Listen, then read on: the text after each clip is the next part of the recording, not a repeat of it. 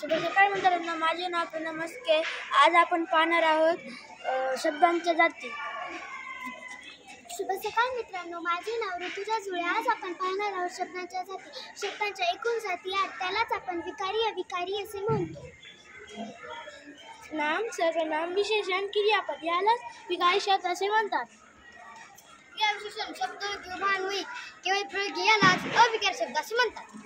लिंग, वचन व विभक्तीनुसार मूळ रूपात जो बदल होतो त्यालाच आपण विकारी शब्द असे म्हणतो. लिंग, वचन व विभक्तीनुसार मूळ रूपात जो बदल होत नाही त्यास विकारी शब्द असे म्हणतात. आज आपण विकारी जाती पाहणार आहोत. त्याच्यामधली पहिली जात आहे ना.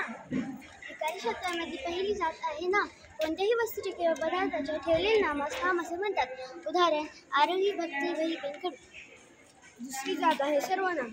नामाऐवजी वापरल्या जाणाऱ्या शब्दाला सर्वनाम असे म्हणतात. उदाहरण तो, ती, ते, आपण, आम्ही.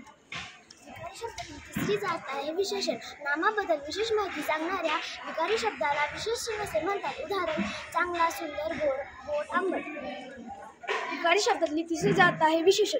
नामाबद्दल विशेष माहिती सांगणारे विकारी शब्दाला विशेषण असे म्हणतात. विकारी शब्दातली चौथी जात आहे क्रियापद. क्रियेचा बोध करून देऊन वाक्याचा अर्थ पूर्ण करणाऱ्या शब्दाला क्रियापद असे म्हणतात.